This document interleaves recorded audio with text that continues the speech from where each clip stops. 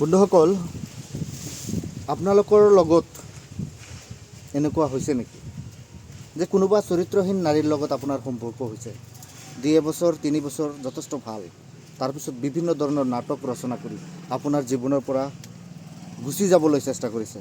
তেনেহ'লে আপুনি 110% ভাবি থাকক, তেওঁৰ জীৱনত অন্য কোনোবা হয়তো আপোনাতকৈ বেটাৰ নাইবা আপোনাতকৈ যুৱক, আপোনাতকৈ কম বয়সৰ ল'ৰা তেওঁৰ জীৱনত আহিছে।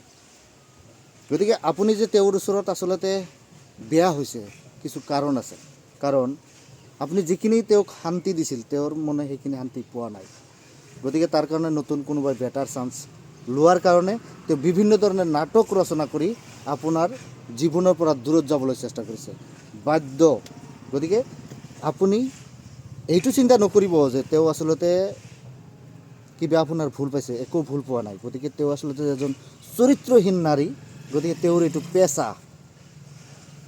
দৰকাৰ পৰিলে প্ৰমাণ সহকাৰে আপুনি দিব, তথাপি তেওঁ ভয় নকৰিব, কাৰণ তেওঁৰ এইটো পেচা।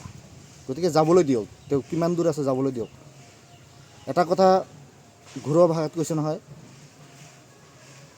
যে বোৱাল মাছ এটা নিজৰ পেটৰ ডিমা নিজে এৰি দিয়ে। গতিকে এইগৰাকী নাৰী যে আচলতে চৰিত্ৰহীন, তেওঁ নিজে প্ৰমাণ কৰি দেখুৱাই আছে। কাৰণ যাৰ লগত সম্পৰ্ক আছে, মাজে মাজে তেওঁক লৈ ইয়াত যাব ঘূৰিবলৈ, তাতে যাব ঘূৰিবলৈ, ক'ৰবাত ফুৰিবলৈ যাবলৈ নাটক কৰিব। গতিকে তেওঁ আচলতে চৰিত্ৰহীন, আপুনি এইটো একদম নিশ্চিতভাৱে